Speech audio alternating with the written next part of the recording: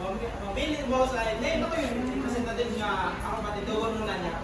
Mamili siya sa numero nga 1 to 43 nga 43 mga mo. Ya, kung unsa nga numero ang tungnan mo to ang mubaro kung mo answer sa kinaunahan o kinaunahan niya double letters. Yang una kung makatubag siya sa double letters, na siya ay take it or you could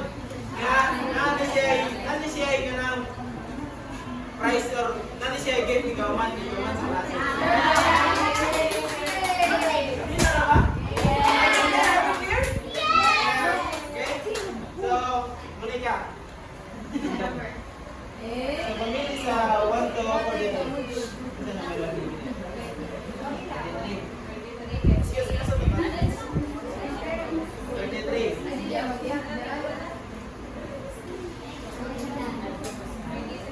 Romanos. Romanos, Christian, Romanos. Sige, alay mo na. Round 1.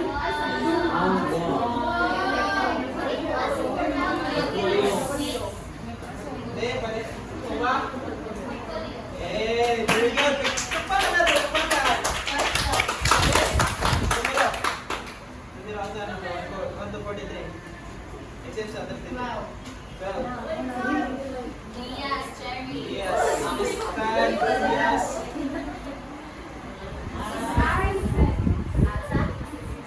Very good. Numero. 1 to 43. 43. Ayaw, nalasa. Right number.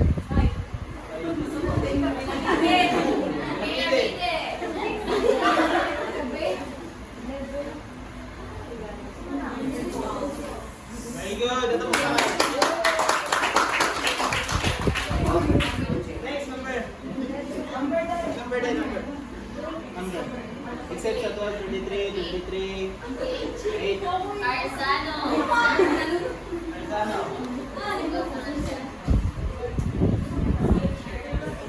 Teachers. Very good. Teachers. Next number. Number. Last. Arzana.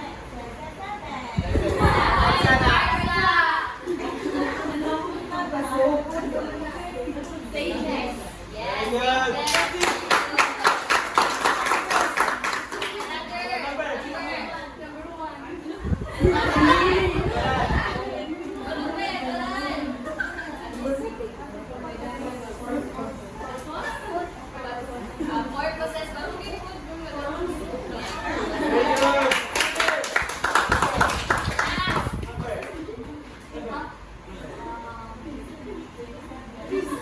97 or beta. Sige, ulit tayo. Okay.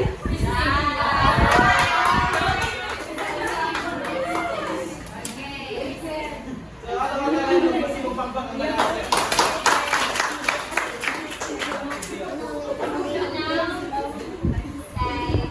For today, we'll be discussing about portfolio assessment. But before that, let me introduce to you the intended learning outcomes for the ILO.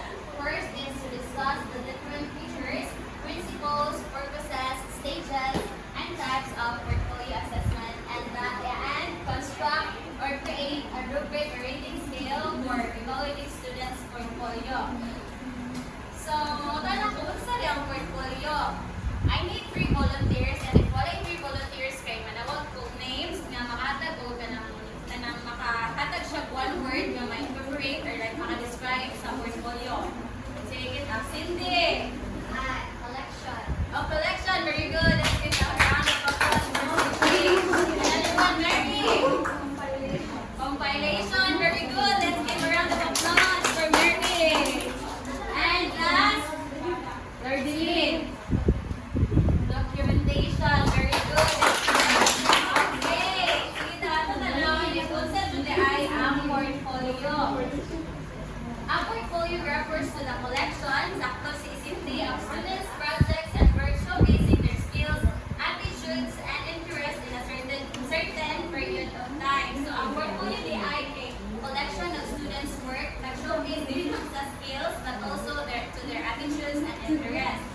And ganito yung portfolio, hindi lang siya, it is not merely lang compilation or collection of the students' work, but it also emphasizes sa ilang purposeful, na siya purpose collection of the kanailang work nga nag-examine sa ilang effort, yes, progress and achievement in a period, in a certain period of time. So, and paano dahil, based on my research, kay ang portfolio kay comes from word portare. Portare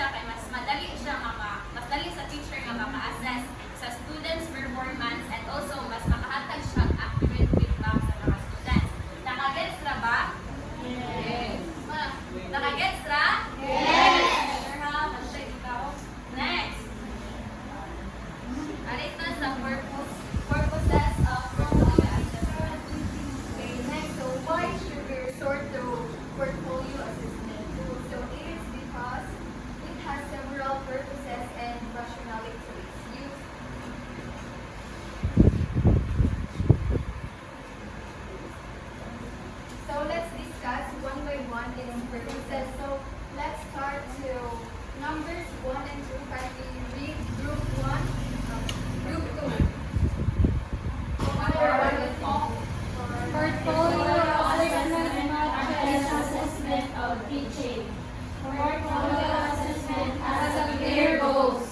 So, number 1, portfolio assessment not just assessment of teaching. Like it means that the assessment process is aligned to the teaching methods inside the classroom. So, for example, ang teacher may maghatak ng project which is demonstration. So, ang kanang portfolio assessment tool kay magamit na siya may kanang kabalo na mo kung sa ang kuan portfolio. So, ang portfolio kay usa ka documentary dahil ang kanang inyong pag-demo teaching kay pwede na ninyong i-documentarize kung unsay nahitabo anak na time. Next is kindly read group 3, numbers 3 and 4. Portfolio assessment is a profile of a learner abilities in terms of depth, breadth, and growth. Portfolio assessment is a tool for assessing a variety of skills not normally testable in a single setting for traditional testing. Okay, so number 2, portfolio assessment has a clear goal. So, ang portfolio kay na siya clear goal. So, it is decided in the beginning of the instruction and it is well communicated by the teacher and the students. Third, it gives profile of a learner. So, it provides comprehensive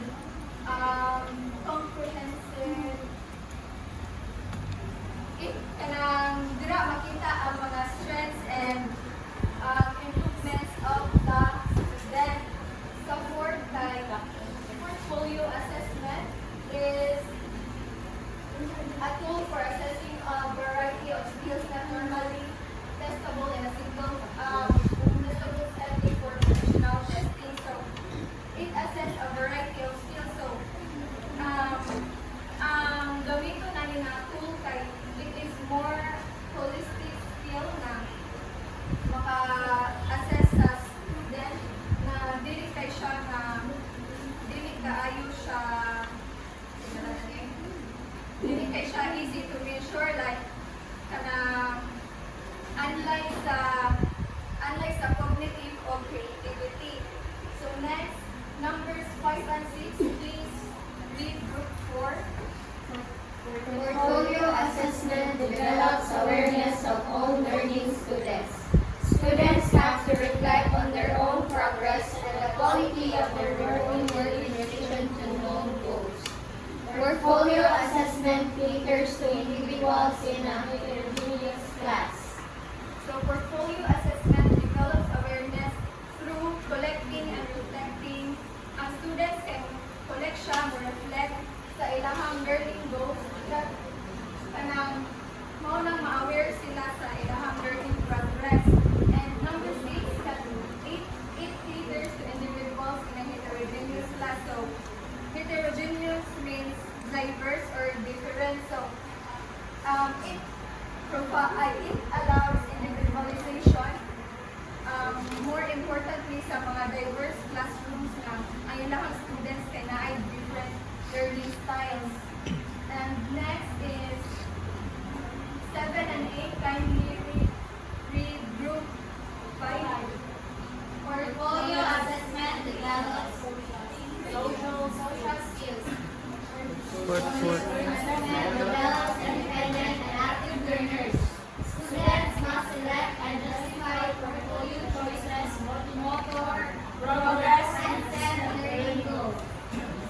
So portfolio assessment develops social skills. So students are given the opportunity to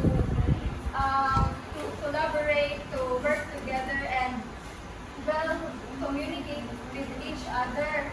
And then next is it develops independent and active learners. So ang portfolio kay imuon siya individually or by group, and then kanang ikaw may mo take charge sa pag-imo. That's why mahimo kang active learner.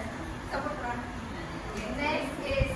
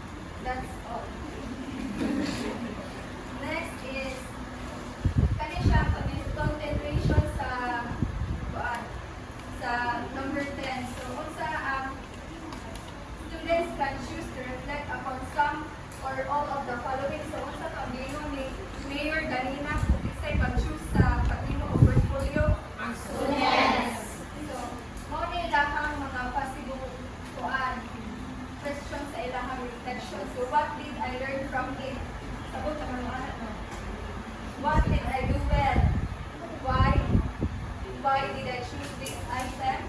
What do I want to improve in the item? How do I feel about my performance? And what were the problem areas? So, mo niya mga possible questions sa inyong reflection na ibutang sa portfolio. So, next, there are essential elements of a portfolio. So first, it has a cover letter. So ang cover letter kay nadira ang name sa kinsay gabuhat anak nga portfolio. So for example, ang mo portfolio si Fritzel, ang iyang ibutang na iyang personal information. And utang ko na niya kung what my portfolio shows about my progress as a learner. So it is written at the end but put at the beginning. So ang kanang portfolio kay masulat na siya in the end of the learning tayo. Ang kanang yung gisulat kay yung ibutang sa front. That's why it has at the beginning. Next is it has table of contents with number pages. So kailan naman kung unsay kuan yung table of contents? So, wala. Third, kay entries. Both core items students have to include and optional items for students' choice. So, ang ganing mga entries kay kana inyong mga gipasulod sa inyong portfolio. Both core kay ang kung unsay kanang gibasihan ay standardize sa teacher o sa teacher o sa student. Then ang kanang optional kay kanang unsa ra gibutang sa student iyahang choice dayon sa core based on all entries will facilitate proof of growth over time. So kana inyong entries butangan yun na ninyo ang date para ibawan ninyo kung maamoy progress maamoy progress. Dayon next is drafts of oral and written products and voice versions. So ang kanya inyong ibuhat kay inyo lang i-compile sa portfolio o appeal po ang revisions na ikuan imo ninyo. And then next six is reflections that appear at different stages of the learning process. So kaning reflections kay mo ito kamunay mga katong questions ganina na what do I feel? Mao na sa nakita ang evaluation. So next is So now, in teaching the portfolio assessments, you must have, there are 6 stages in implementing portfolio assessment. So first stage is, please read. Identify teaching goals to assess through portfolio. So in organizing the portfolio assessment, you must establish teaching goals.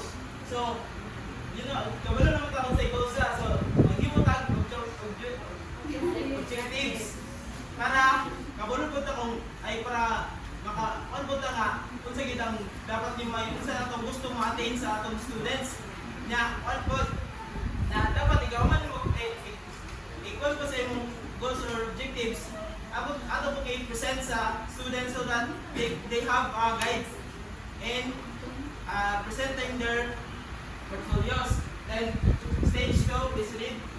Introducing the idea of portfolio assessment to your class. So dili ato nang i-introduce the concept of the portfolio and explain what is portfolio and what is the importance of portfolio. So next, stage 3. Specification of portfolio content. So when specifying what or how much it has to be included in the portfolio. So pila kaya dili kay magbuhat-buhat ra ato pabuhat ra atong estudyante dapat kabalo pud ta pila ka buok unsay ato ibutang diha sa portfolio. Then stage 4. Giving clear and detailed guidelines for portfolio presentation. So in setting guidelines, it must be clear and detailed so that the students must know where their limitations and their barriers, and also the students can present their evidence as they want to. So next 5. Please read. Forming these school officials, parents, and other stakeholders. So ano kaya ang i-inform ang school officials, parents, and other stakeholders? So it is important to inform the school officials, parents, and stakeholders so that they will know that the students or their child their child progress is improving. So next is the stage 6. Development of the portfolio. So dire muhatag na anang you are giving feedback to the students kung asa nila improve or asa ilang kulang or nagkulang ba sila. Dire mo pwede mo ka mag-meeting or kanang conferences ba? Kanang magsabi mo sa imo face to face one-on-one ba?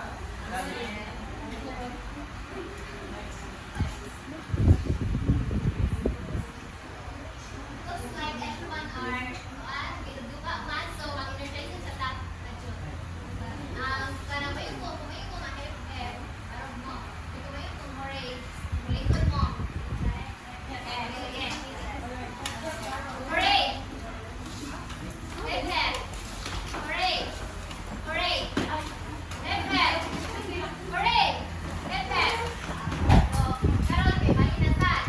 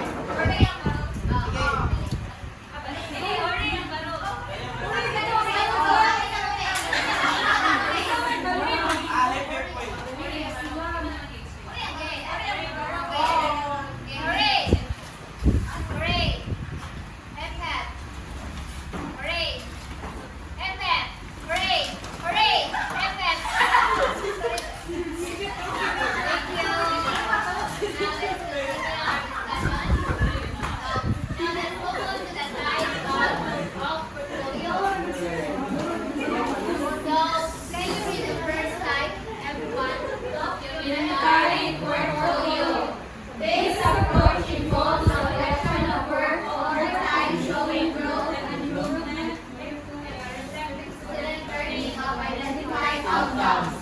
Follow the group portfolio in a literature.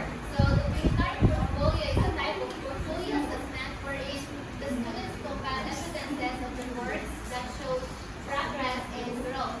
And also it includes some like projects, papers, and presentations that are showing their learning progress. And it is called growth portfolio in literature because it shows the learning progress and the development of the learning of the learners as they have their learning journey. Now, can you read the second one? Process portfolio. Demonstrate of facets or phases of the learning process. This portfolio contains an extensive number of reflective journals, unit logs, and other related forms of metacognitive processing. So this one, it focuses more on the learning process that are undertaken by the students. So this is some examples of it are notes, drafts, reflections, and other reading labs. And it is focusing more on the process than just by the product, unlike the documentary portfolio. Next, can you read the third one? Showcase portfolio. Only shows the best of the students' outputs and products. So here, the students are going to choose what are their best works in order to show their knowledge, achievements, and other abilities to other individuals or to their classmates and teachers. Next. Once again, what are the three types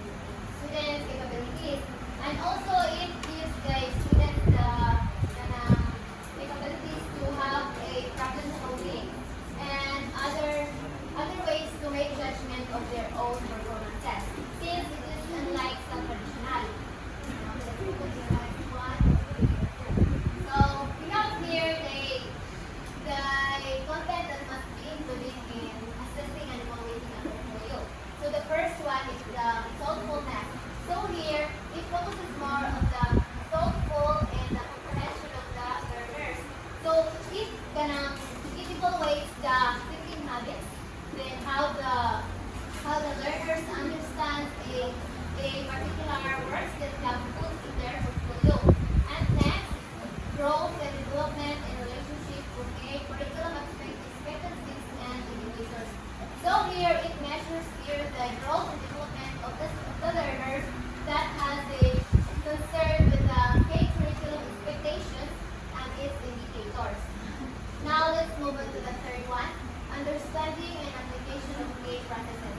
So here it focuses on how well the students grasp and understand their works, and also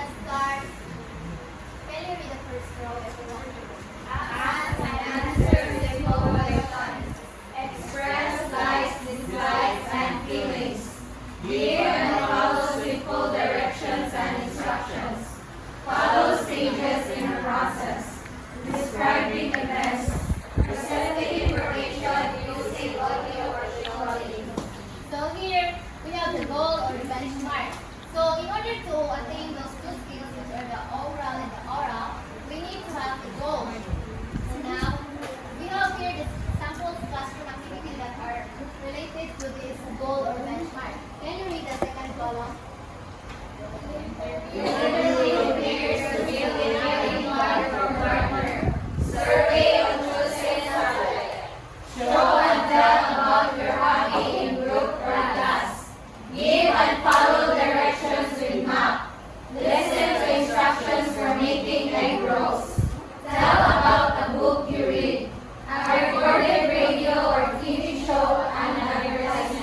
So here, in order to attain these goals, the teacher must use any of these sample classroom activities. So let me choose a specific one, which is the goal: ask and answer simple questions. So in order to attain this goal, teacher must maybe use interviewing pairs to fill in ID card for partner, or have a survey of chosen subject. So in here, we have that the teacher articulated uses the oral and oral skills. And also let's move on to the portfolio evidence and its uses, which is the set of role play or also ID card built in for answer. Next. We have here the assessment tools. The first one is the self or peer assessment with ranking skills. So it means that some examples of it are itong trend at sa paan, PE, atong kabalik performances, ato siyang i-check ang progress or ang performance sa atong peer. So it talks about checking and the learning progress or performance of some individuals or some of our other classmates. Now, the next one is checklist with criteria. So, checklist has a list of items that is going to evaluate and to look for by the teacher to her students. So, by using a common or a specific criteria. The next, the teacher or peer observation. So, this one is more on focusing the teacher and the teacher. So, in some examples of it are the ang teacher can evaluate sa other teacher. For example, ang teacher kinatuto sa tubangan. Then, maybe a principal na dala sa layo nag-check sa iyang teaching style, teaching layout. So, it's maybe evaluation na. Then, next is learning lab. So, here, it is where the students listen their learning progress, achievements, and develop skills. Then, next, the answer key. Yes, Ramila. Next is guided reflection on the task. So now, we have here the student-teacher conferences. Can you read everyone? The main philosophy embedded in portfolio assessment is shared and active assessment. The teacher and the student keep careful documentation of the meeting, noting significant agreements and individual session. Finally, student-teacher conference can also be used for summative evaluation purposes when the students present his final portfolio product and work. So, to sum it up, student-teacher conferences need to have a student and a teacher collaboration. And also, it must take note their meetings in order to track their progress. And it also uses portfolio for presentations in order to create the final grades of the students. But one of the most significant aspects of portfolio assessment is its collaborative approach. Now, any more clarifications or questions on that one? None. So, since everyone doesn't have any questions, so let's have a application on it. So before I start some collaborative tasks, we want to ask if there's a clarification or questions regarding to our topic. Or ako yung mag-ask ng question.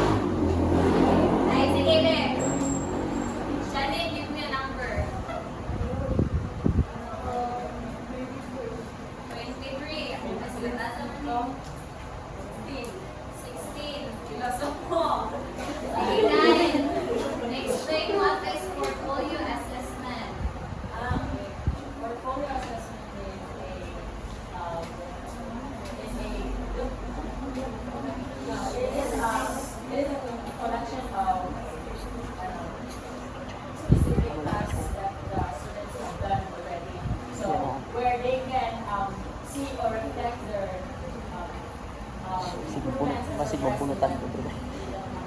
Binasa na ko. Good. Let's give God a 5 million clap. Anda. 1 million, 2 million, 3 million, 4 million, 5 million. God, give me a number.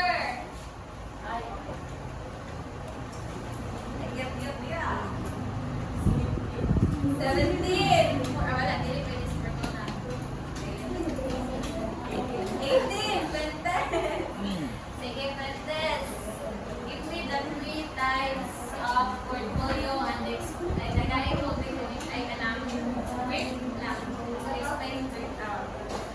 Okay.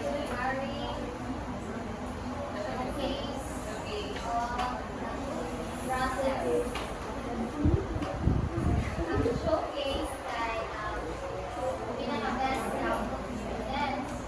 Documentary kay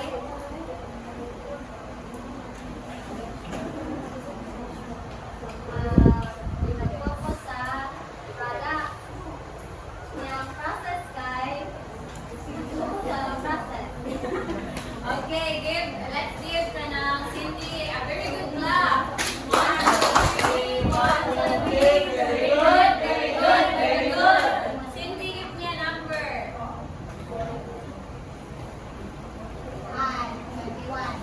21. Joseph. Sige. Ikaw nag-video, so kabalo kung nanino ka kaya ka. Sige.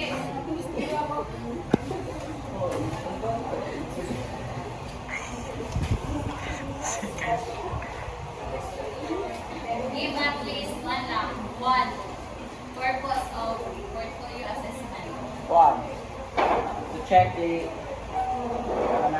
growth of students. Okay, very good. Let's give Joseph a 5 million club. Oh. 1 million, 2 million, 3 million, 4 million, 5 million. Last. Okay, kaya ito number. 30. 30. Ay, wala sa relasyon. 31. 31. Riquinto. Ari, Giselle. Ruth and Giselle. O, Anday.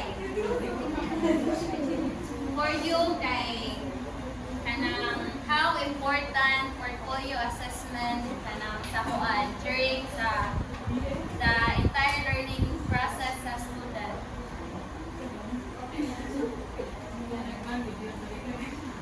For you, kay what is the significance or the importance of portfolio assessment in the entire learning process?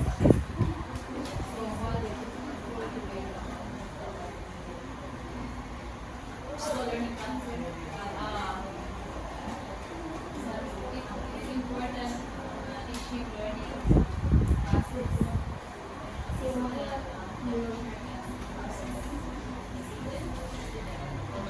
Okay, very good. Let's give a round of applause for Giselle. Okay, now kay nakabalo naman mo or nakasabot mo sa mga topic, ay kung nakaingon si Giselle kay the significance and the importance of portfolio assessment is to help para mabawan no sa teachers ang progress sa student at para sa maka-reflect ang students sa ilang progress.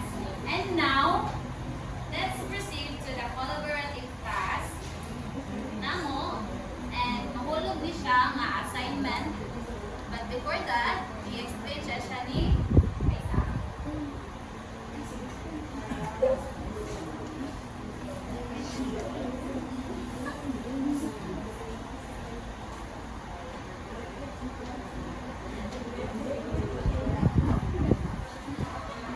Okay, since now that you understand our topic, which is about portfolio assessment, let's proceed to the collaborative task, which will serve as your assignment. So let's read the instruction. Write learning objectives in a particular subject matter in English, mathematics, and science.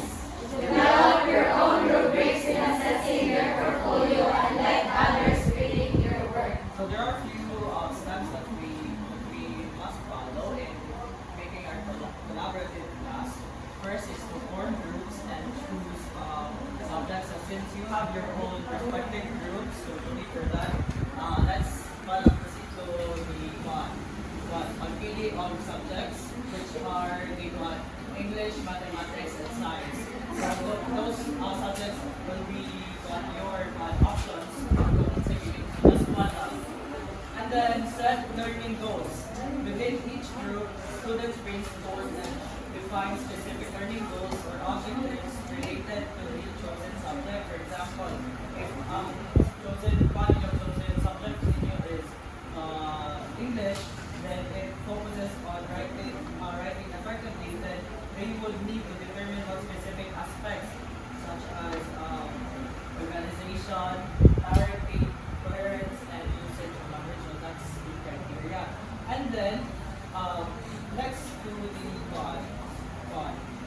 set of learning goals is the creation of rubrics.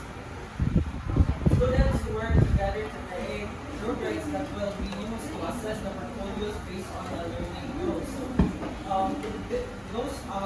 in making your rubrics will be based on the qualities assessed learning goals. And lastly is to present and discuss your finished product, which is your rubric in front of us.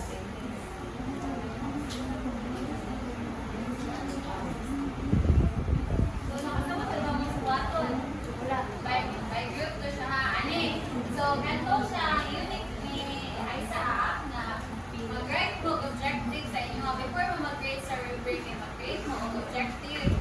And, okay. Isa ka objective. Okay, niya. Usa lang ka subject na ha, dili tanan, dili ka na English, math, and science. So, mamili ka mag-usa, ana, and then, mag-create mo rubric. It's either analytical or holistic.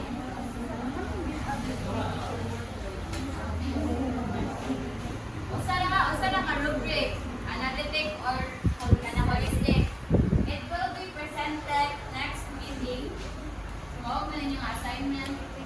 And prepare for his next meeting also and send na mo ang mga PPT for review. Nakagets na ba everyone? Yes! Sure ba? Sige. Okay, Lolita. Everyone, please stand up.